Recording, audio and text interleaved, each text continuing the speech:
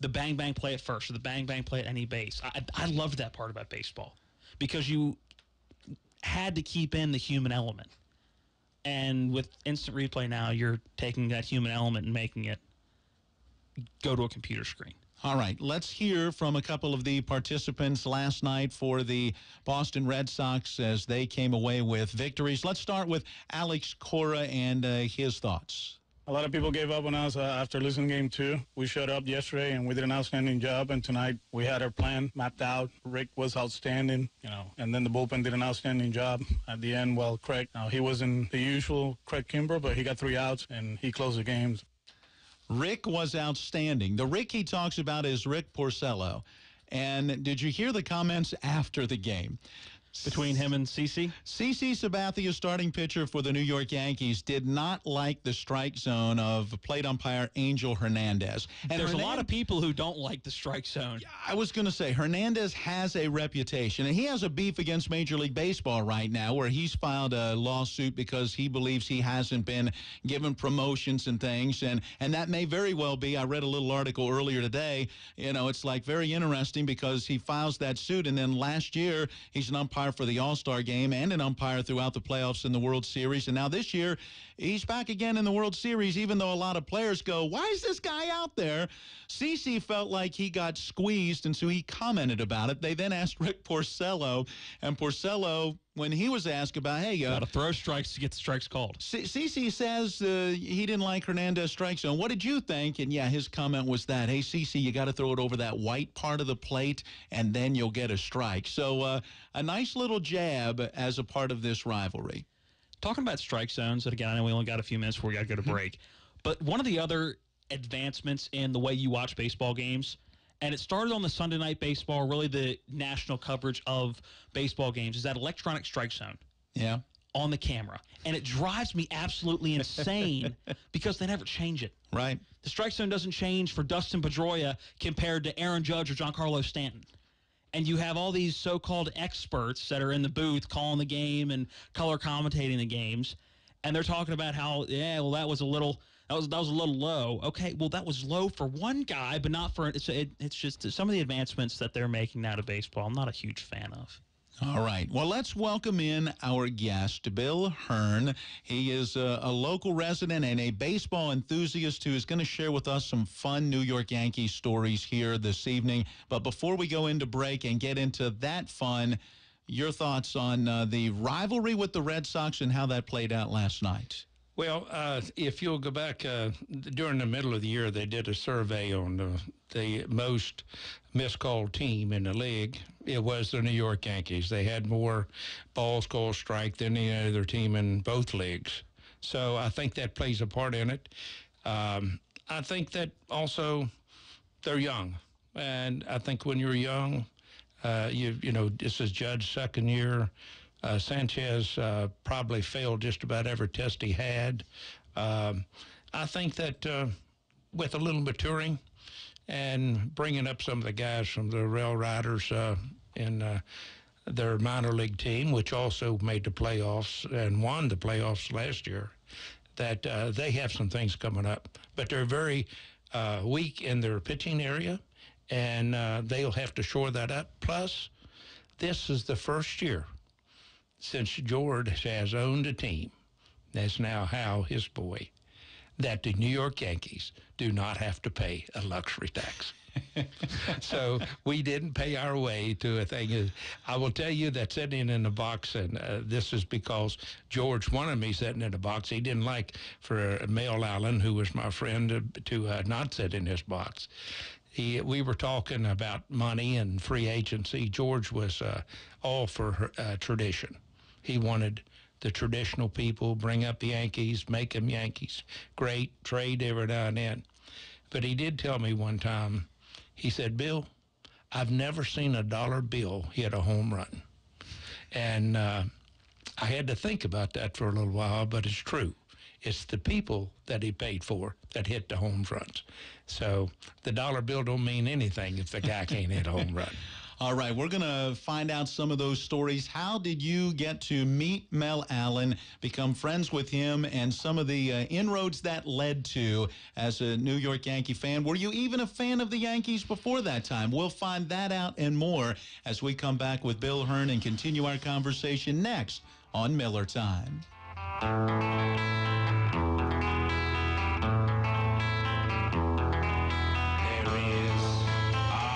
Looking for a hot tub this winter? Looking for great deals on grills this football season? Sunfire Energy Solutions, located at 301 East Stevens Street in Martinsburg, is the place to be this Thursday through Saturday with specials, food, and fun. Sunfire Energy Solutions is offering up to $1,500 off of any hot tub, 10% off of any unit or stove, and great deals on all grills. Talk Radio WRNR will be broadcasting live, so come out this weekend to Sunfire Energy Solutions, located at 301 East Stevens Street in Martinsburg.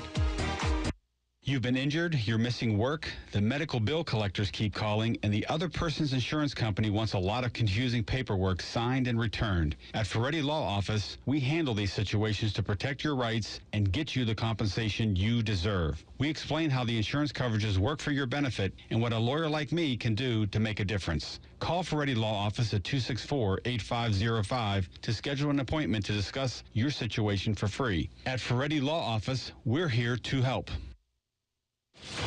I'm John Schriffen with NFL Network Now on the Westwood One Radio Network. Jamal Charles is back in the NFL. The four-time Pro Bowler signed a one-year deal with the Jaguars on Tuesday. Jacksonville in need of some running back help, with Leonard Fournette dealing with an injured hamstring. In other running back news, Adrian Peterson strained his shoulder in Monday night's loss to the Saints, but AP is not expected to miss any time with the injury, according to NFL Network's Tom Pelissero. The Buccaneers locked up starting guard Ali Marpet to a 5-year, $55 million extension on Tuesday. Marpet was expected to be one of the top offensive linemen on the free agent market next year. The Colts also added former Steelers safety Mike Mitchell, while the Chiefs re-signed linebacker Frank Zombo. And Giants tight end Evan Ingram practiced in full on Tuesday and is expected to play Thursday night after missing 2 games with a knee injury. You can watch Ingram's Giants take on the Eagles live Thursday night on NFL Network. This has been NFL Network Now on the Westwood One Radio Network. Results may vary, not a solicitation for legal services. If you owe the IRS back taxes, payroll taxes, or have not filed your returns, the IRS will get you. They can take your property, take you to court, even put you in jail. With one call to Wall, you'll never need to talk to the IRS again. Our average client settles for about 10% of what is owed. We offer free face-to-face consultations in your local area. Call 800-727-0433. That's 800-727-0433. As a small business owner, you make every dollar count. So what could you do with $10? Go to Vistaprint.com today and you'll get 500 high-quality custom business cards for only $9.99. That's less than 2 cents per card. And at Vistaprint, your satisfaction is absolutely guaranteed. So it's never been easier to turn 500 strangers into connections. Just visit Vistaprint.com and use promo code 2000 at checkout. That's Vistaprint.com, promo code 2000. Hi, this is Tom Bibby, and I'm the Republican candidate for the West Virginia House of Delegates for District 62. I'm running because I want to cut taxes, limit government spending, and reduce overregulation to promote economic growth and prosperity for West Virginia. You know what you're getting with Tom Bibby. Someone who will listen and work hard to represent you and fight for increased accountability and transparency in government. Not a career politician, Tom is a retired military officer and pilot with over 45 years in the public and private sectors. You can find out more about Tom's campaign at tombibbywv.com. If you elect me as your delegate for District 62, my focus will be on creating jobs and the benefits that come from a vibrant economy, and I'll work hard to improve the quality of life for you and all West Virginians. You can count on Tom Bibby to represent conservative values. He's pro-life, pro-family, pro-Second Amendment, pro-business, pro-taxpayer, and above all, he's pro-West Virginia. To find out more about my campaign, please visit my website at tombibbywv.com. That's tombibbywv.com. Thank you for listening. I would appreciate your vote this November. This ad is paid for by the candidate, Tom Bibby, with the help of many supporters.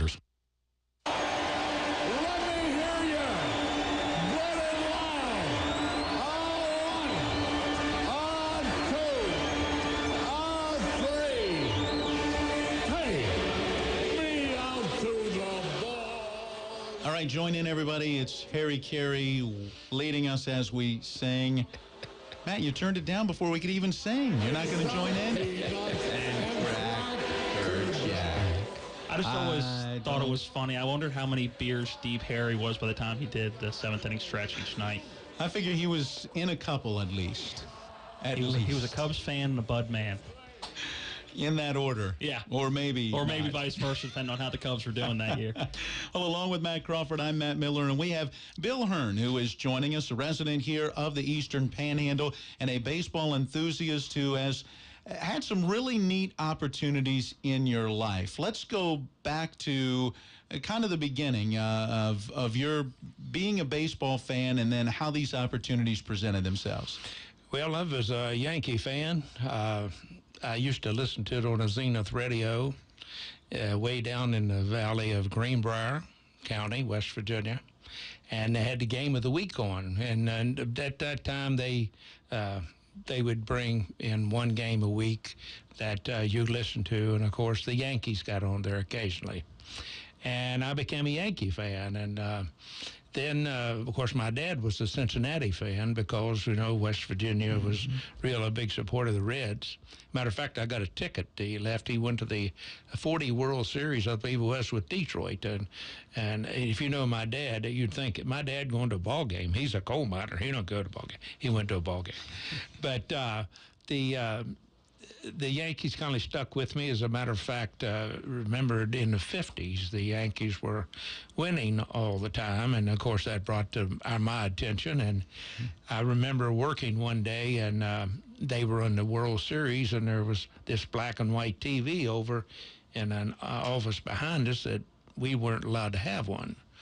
But I was very adept at taking my breaks where I could go over and see the Yankees play. So a Yankee fan. And I want to say right now that probably I've been the most blessed individual as far as sports is concerned in the world. And being a part of the Yankees and being around the Yankee hierarchy was a dream come true for me. And I just wanted to tell you before, as I was talking to Matt here, is that the Yankees do not forget who plays for them. And one of the things I wanted to look at this year was when they had the Old Timers Day, they always put on the board those Yankees who have been Yankees, whether they were Yankee for a day or Yankee for a lifetime. And I was really concentrating on whether they had put Buddy Barker's name on the board. And sure enough, Buddy Barker was on that board. So even though he didn't play, he played for him a long time ago, they never forget him.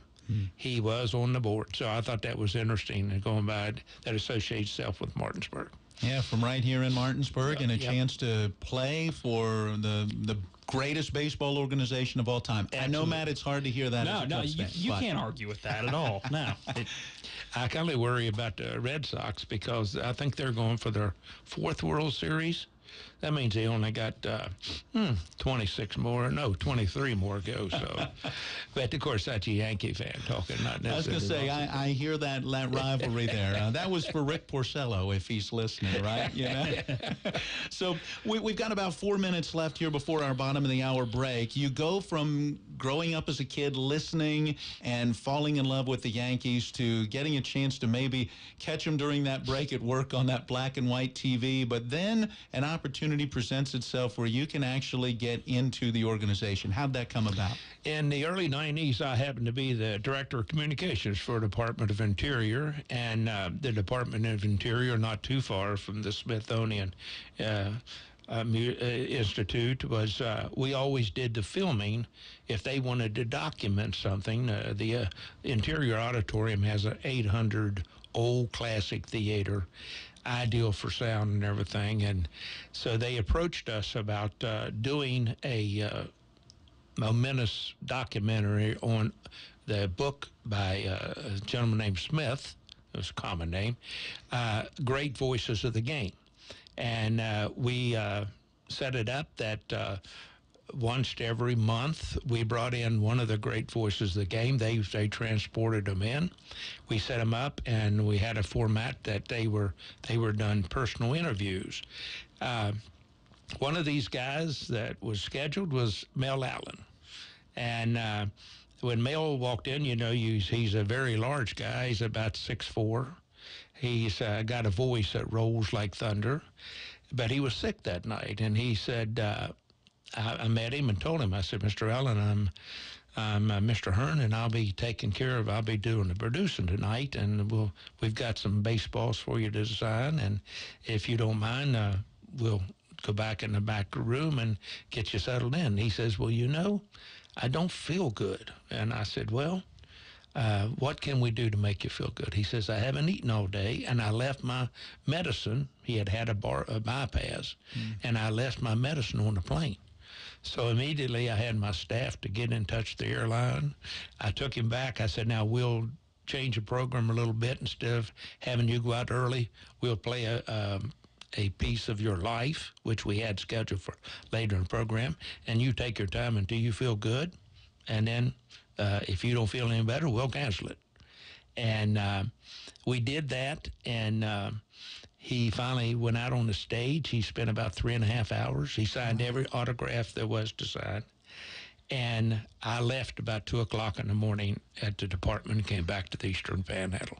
That's how I met the wonderful person named Mel Allen. Well, we'll find out where that friendship leads to on the other side of our bottom of the hour break. When I hear the name of Mel Allen, from my early days watching the game of the week on TV, back in the day before you could watch any game at any time, Mel Allen was the host of This Week in Baseball. And the way he said it, the way it rolled, the tone of his voice, caught me as a kid watching that program. It was always on from 12 to 12:30, and then the pregame would come on at 12:30 for a 1 o'clock first pitch for whatever that game would be. And I'm anxious to hear where this leads as we come back. Also, bottom of the hour, we'll squeeze in tomorrow's date in sports history. And a little later in the show, it's Wednesday Pick'em time. Matt and I have to figure out who's going to win some college and NFL football games this weekend. All of that and more when we continue on Miller Time. CBS News Special Report.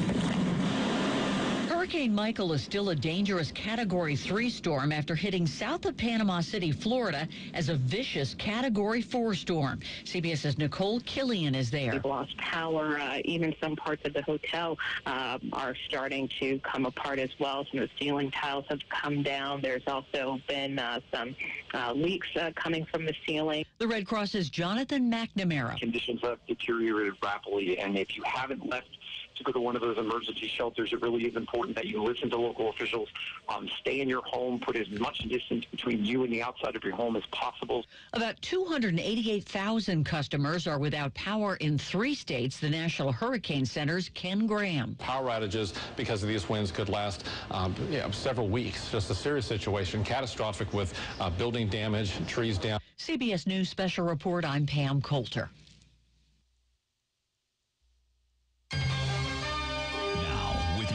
Forecast. Weatherman Bob Kukin. Overcast skies through the night. We'll see a few scattered showers beginning to develop in through the later evening time, and then through the overnight, showers become more widespread, and there could be some heavier downpours before daybreak. We look for low readings in the upper 60s. Rain and thunder showers for Thursday. Again, some heavier downpours at times, and highest temperatures in the upper 70s. Showers will fizzle out late Thursday night. I'm Bob Kukin, Talk Radio WRNR. Hello, this is Joe Manchin, and growing up in my hometown of Farmington taught me that people matter more than anything else. I've never cared what political party anyone belongs to, as long as they'll work with me to help West Virginia. I've been meeting with clergy and faith leaders all over West Virginia to talk about health care for people with pre-existing conditions. Patrick Morrissey's lawsuit would take away these protections. 800,000 West Virginians have a pre-existing condition, such as diabetes, high blood pressure, asthma, and cancer. Losing health care would be devastating for so many of our people. Patrick Morrissey is dead wrong, and he just doesn't know West Virginia. As West Virginians, we look after one another.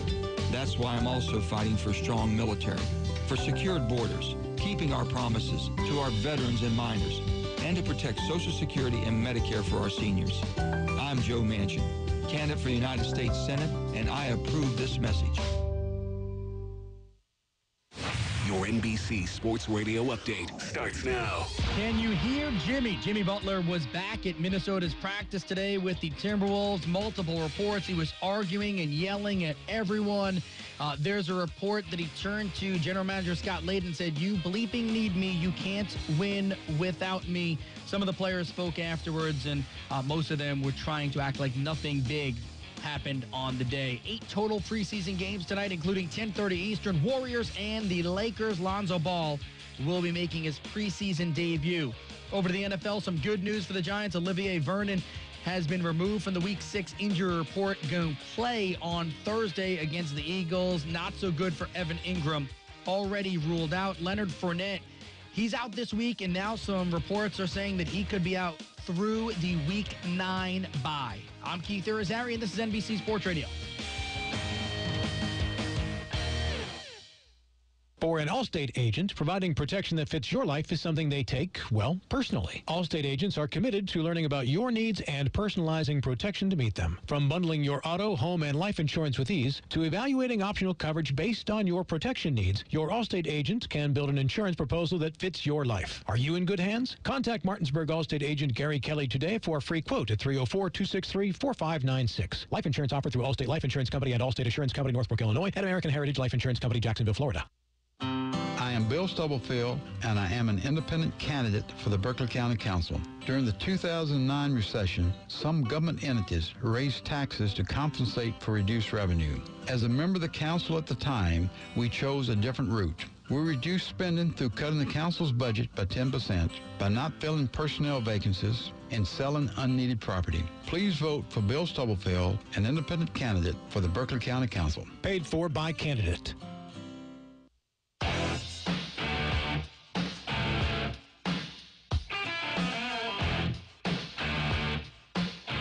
And we welcome you back into Miller Time on this Wednesday evening, with you until 6 o'clock, so only about 25 minutes left in the program. We'll get back with Bill Hearn, our special guest, in just a moment, along with Matt Crawford. I'm Matt Miller, and we quickly squeeze in a couple of tomorrow's date in sports history. We give you the knowledge ahead of time so that you can impress your coworkers tomorrow.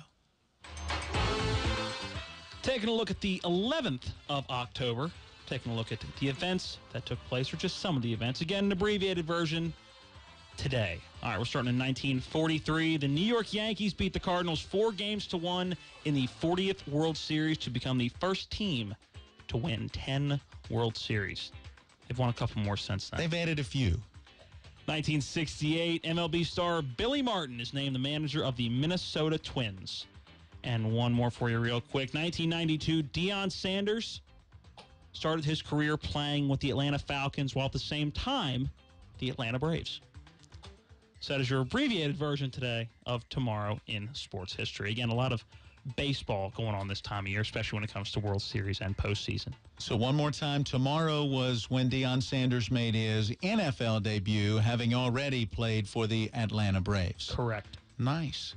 Only a few of those two-sport athletes in most recent There memory. really is only one that did it successfully, and that's Bo Jackson. I figured where you were going. There were other guys that did it, but nobody did it like Bo. Bo knows, man. Bo knows. Bo knows. All right. So, too, does Bill Hearn, our guest on this evening's Miller Time. And we were talking about your introduction to Mel Allen, the great voice of the New York Yankees. And as you were able to kind of greet him and get him through a very tough evening, where did things go from there? I went home that night. I said about 2 o'clock I left and went home, and I didn't go in the next day because I'd come home so late. But I went back in. That was on Monday, and then on Wednesday I went back in, and my secretary said, Bill, there's somebody keeps calling you, and he has called at least 10 or 15 times, and I left a note on your desk of the number he wants you to call back. And so I went in and looked at the note, and I didn't recognize the number, but I said, well, it did said Allen on the top of it. Well, I had a guy named Allen that worked for me in one of the other departments, and I thought he wanted something to do with communications. But anyway, I called. And the phone rang, and I heard this voice on it and said, "Hello, Mel Allen speaking." And I almost dropped my teeth, and I don't even have false teeth. But that was the start of a conversation that lasted for about 9 years. Mel said he had never been treated any better by anybody. Now, we're talking to a guy that in 1950, they took a poll to who was the most recognized people in the world. The two people that came out on top was the Pope and Mel Allen. So that ought to tell you he was recognizable. But anyway, he invited me and my family to New York City. Spent a weekend with him. He kept telling me he was born in Johns, Alabama, and that's where he was born. And I always kept telling him, well, he had a twin-seater out back, and I only had a single-seater. So when I went to greet him the first time, I had two outhouses built, one with a twin-seater, and Billy, my son, had written a note in there like the old catalogs. They used to use catalogs, you know. And I told Mel that I didn't want him to feel bad that even though I had a single-seater, I gave him his twin-seater back. He told me later on, and 3 or 4 years later, that was put on his dresser. It was the first thing he looked at night and the first thing he looked at in the morning to remind me who our friends was. But he was a very common, down-to-earth guy, and well, very recognized. But that was the start of never been without him. He had never gone to an all-star game unless he was announcing it until I met him. And he called me up and said, "Bill, can you want to go to an all-star game?" And I said, "Sure, I'll go." And he says, "Well, meet me in Cleveland." So we went to the all-star game. And then we also went to the Pittsburgh game. So in the years that come past that. But Mel was, he was read a book a day. That was his normal thing. And he was very, very cautious of carrying forth the mantle of the New York Yankees. When George Steinbrenner bought the team, he met in the last of the season in October. He told Mel, he met Mel at the stadium, and he said, "Mel, I want you to come by because I want you to work for me." And Mel says, "Okay." So he didn't go back and talk to George until February, and that was when they were starting to get geared up for the next season. And he finally went up there and he knocked on George's door, told his secretary he was there. And he went in, and George said, "Mel, I want you to be my personal representative for the Yankees." And he said, "How much would you like to have, in salary-wise?" And Mel said, well, being the humble man he was, he said, "Well, Mr. Steinbrenner, that's for you to call." He never told me what they made, but I know that from that day on, with no signed contract and a handshake, Mel Allen never missed one check in the mail until he passed away. That was the kind of guy that he was. And he was a guy that did those things for George that George didn't want to do. The organization that takes care of retired old guys that were under the pension plan, he called Mel and he said, "Mel," he said, "I want to give you a check when you go down to the banquet." Joe Garagiola was managing it. And he says, "I want to give something to the organization for the retired ball players." Mel took the envelope, put it in his suit, went home. 2 or 3 weeks later, he went to the dinner. He remembered that he put it in his suit. He went down, he gave it to Joe Garagiola, and Joe opens up the envelope. There's a $500,000 contribution to the old-timers baseball. So he says it even shocked me because I didn't know I was carrying around a $500,000 check. Wow. Doesn't happen every day. No, it doesn't. But that was the kind of guy that he was, and he was never without. And then later on, it became, as you mentioned, This Week in Baseball, which was a commissioner program. And as I said before, Mel has never been replaced, and This Week in Baseball is not on the air because of that, because of his voice. Well, it seems fitting, right? It was his, so to speak, and so, it's something that without him, obviously just is not the same. You have a couple of baseballs in front of you. For those that might be watching on TV 10, you might be able to get at least a little bit of a glimpse. For those that are listening on the radio, Bill, tell us a little bit about these two baseballs. Well, this was one of the things about Joe DiMaggio was that him and Mel were very good friends. Joe was a loner in baseball. He was not a guy that goes out and was rowdy with the other guys. He was very quiet. He was very private.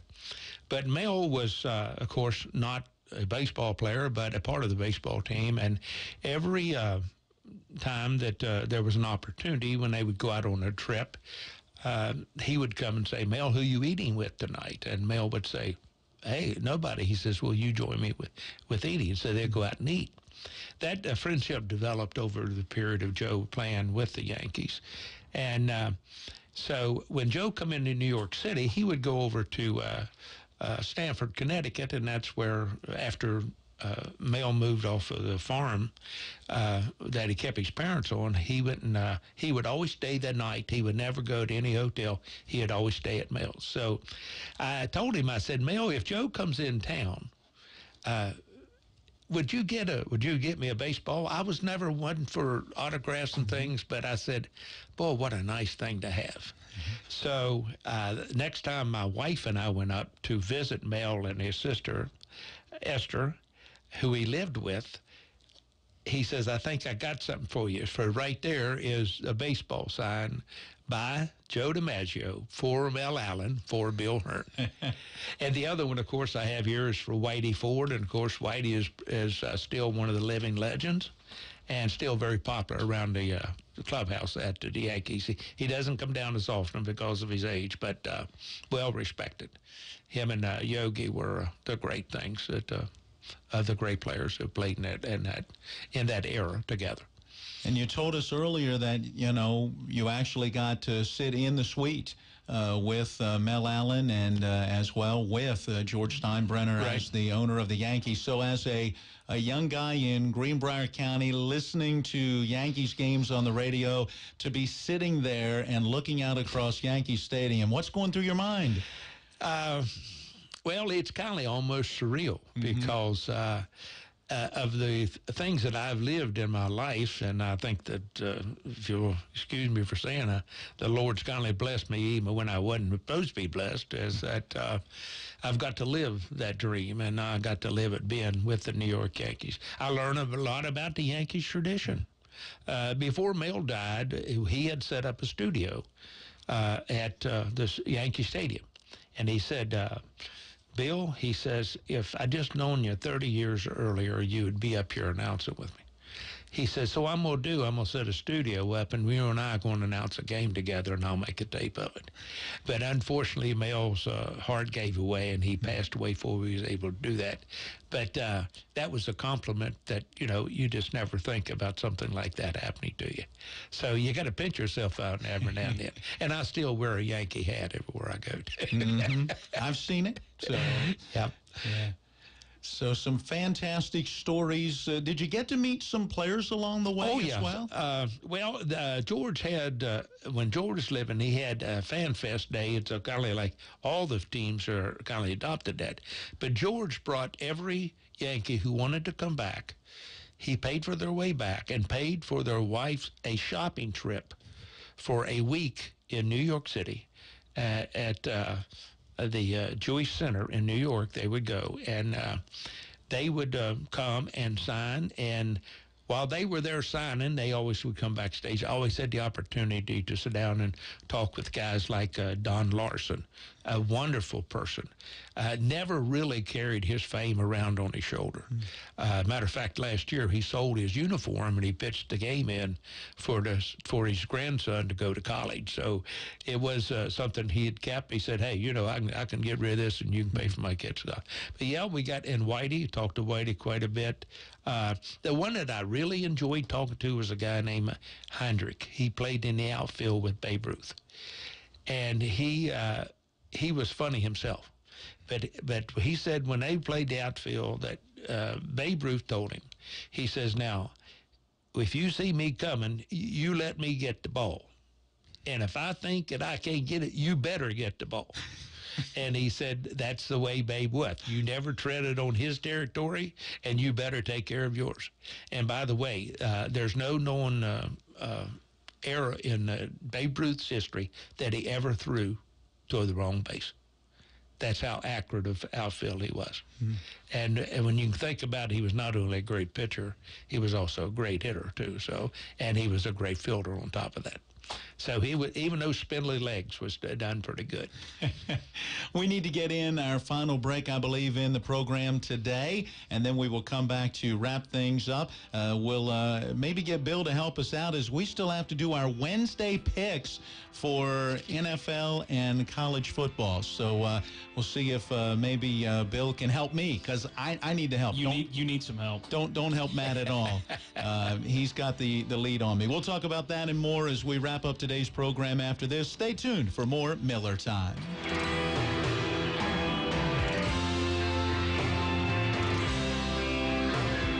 Talking flood safety tips with Bill Kearns and Angie Gray from the Berkeley County Health Department. When you have flooding, it brings the sewage up out of the ground. Most people have septic tanks, and that water comes to the ground, and everything else comes up with it. When you're out there in the floodwaters, you're exposing yourself to all kinds of nasty bacteria. We recommend anybody that's been in floodwaters to get their tetanus shot updated. The concern is with open wounds, but a lot of times we have microscopic areas that are open that we're not even aware of. This flood safety information brought to you by the Berkeley County Health Department, 122 Waverly Court, Martinsburg.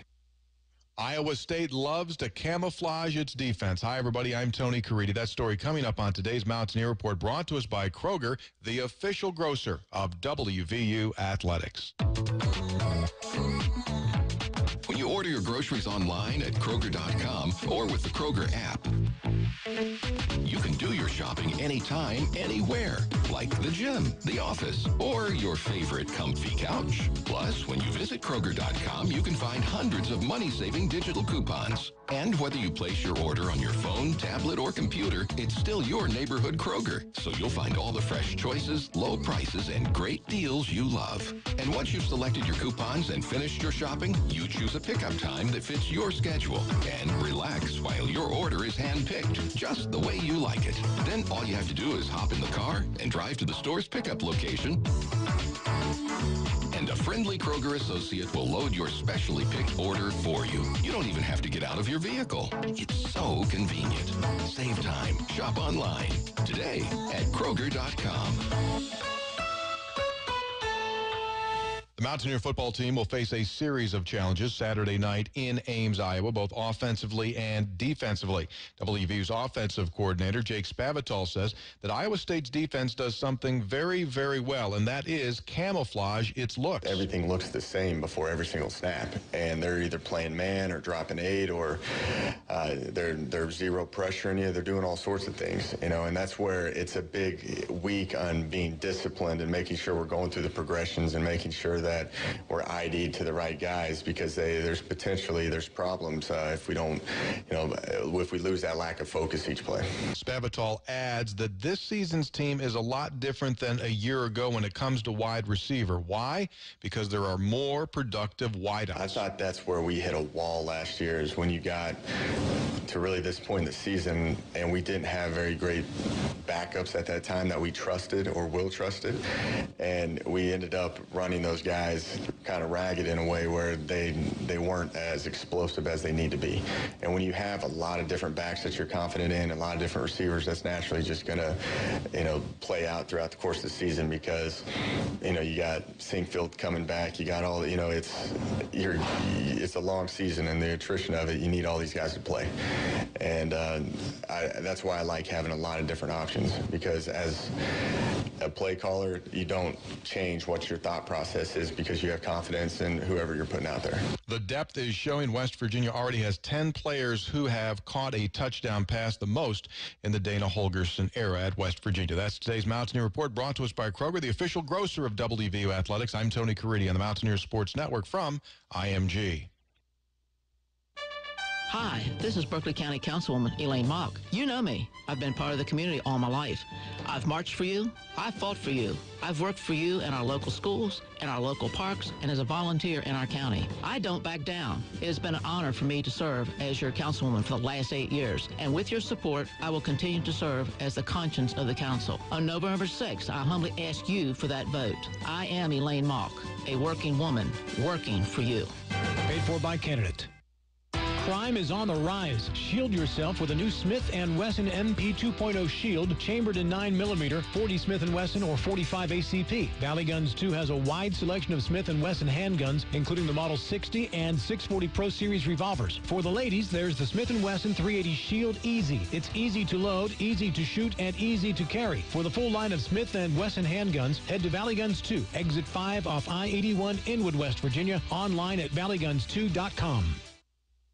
In whatever you do, it's good to go the extra mile. But when we go to Antwerp, Belgium to buy a diamond for you, we go the extra 7,982 miles, the distance from here to Antwerp. And when you see your new diamond, the sparkle in your eyes will tell us it was worth it to go the distance. Hi, I'm Lori from Bechtel Jewelers. Dave and I are leaving soon on a diamond buying trip. And here's what going the extra 7,982 miles means for you. A more beautiful diamond than you thought possible for your money. Antwerp is the diamond capital of the world. We work directly with the men and women who buy and cut the diamonds. We personally inspect thousands of diamonds to pick only the best out of each parcel. And believe me, we reject hundreds of diamonds for each one we buy. Would you like to own a diamond that will blow by other diamonds in a flash? We're ready to go the extra 7,982 miles for you. See us at Bechtel Jewelers, Route 11 south of 51 in Inwood.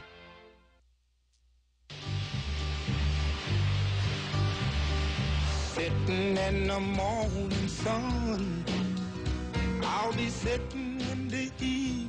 All right, just a few minutes left. We've got time, hopefully, for one more story from our guest, Bill. But first, we need to make our picks. So Bill Hearn is our guest. I'm Matt Miller along with Matt Crawford. Let's do our pick'ems. Let's go 3 minutes. So we're going fast. I think we're going to agree on a lot of these this week. We start in the NCAA. WVU at Iowa State.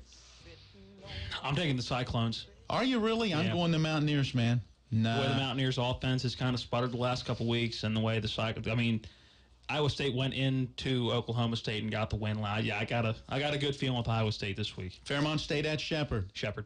Rams all the way. I'm in agreement there. Rutgers at Maryland. Terps. Yeah.